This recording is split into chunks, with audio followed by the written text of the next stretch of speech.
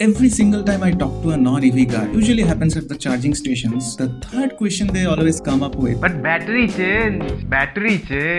And I'm like, okay, in case you were one of those curious types and really wanted to know what are the first two questions, those are Range, how much? Range, mileage, and time, charging time.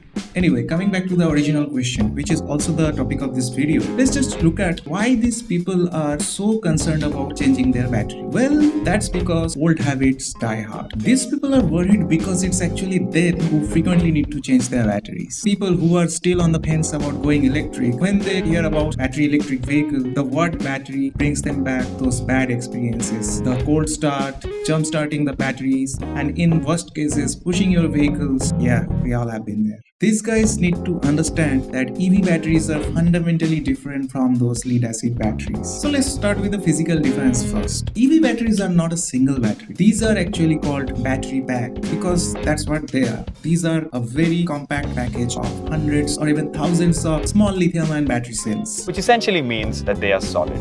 This battery pack voltage can run from 48 volts in case of two-wheelers. In case of cars, they usually start from 400 volts to 800 volts to even 900 or 1000 volts. So yeah, these are real big ass batteries. And it makes sense because these are not the low voltage batteries to run your electric.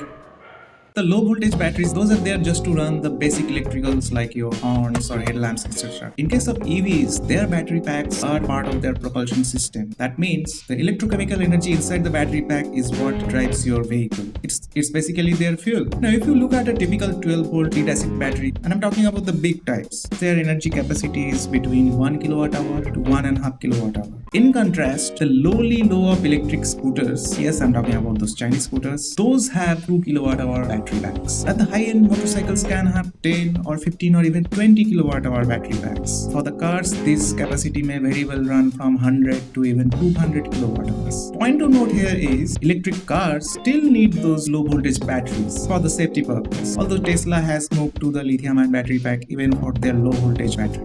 And if you have come this far, that means you are liking this video or you have gained something of knowledge from this video. So please give a like. Let's talk about the battery life, shall we?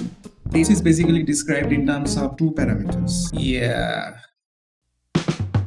First and the primary parameter is charging cycle. Charging cycle indicates how many times you can charge and discharge a battery before it starts deteriorating. Normal lithium-ion batteries, that includes NCA or NMC, they have life cycle between 1000 to 1500. More robust LFP types have charging cycles between 2000, 3000 or even higher. If you want to know what NCA, NMC or LFP means, you can watch this video. Do you want to know what is the life cycle of your lead acid batteries are? The best among those are 300s and usually they are between 150 to 200. So basically the lead acid batteries have 1/10 the life of a lithium-ion battery. What's it like having such a short life cycle? It's great, mister. When I grow up, I'm gonna wish I had done more with my life, Sonny.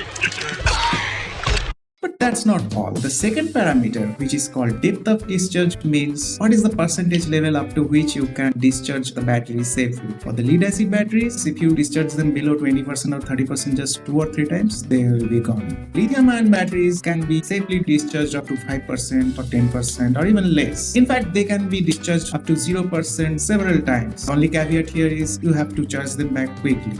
The battery life also depends on the battery capacity. The bigger the battery, the more long-lasting the battery will be. Even the moderate electric cars have 300 kilometers of range, which means you need at least a week to completely charge or discharge it. It will last decades in the real world because that's what it takes to exhaust its charging cycle. What happens when batteries really go bad? For lead acid batteries, well, they go bad all the time. There is not really much hope to fix these batteries. On the other hand, electric vehicle batteries don't usually go bad. But on the rare occasions when they do, you don't need to change the whole battery because, as I told you earlier, it's not a single battery, it's a battery pack. So replacing just those few bad battery cells is enough to fix the whole battery pack.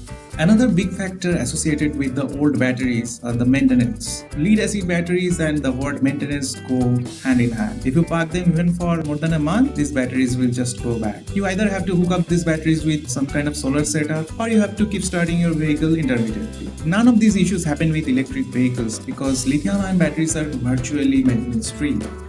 Now, having said all of that, when it comes to modern electric vehicles, there are a lot of nuances that goes on inside the software and the firmware level that keeps the battery at its optimum health. These are the reasons why most of the electric vehicles offer a really big warranty, like 8 years or 1,60,000 kilometers. With the recent Mach 2 launch, Ultraviolet offered 8 years and 800,000 kilometers of warranty. So yeah, don't abuse it. It will probably outlast your vehicle.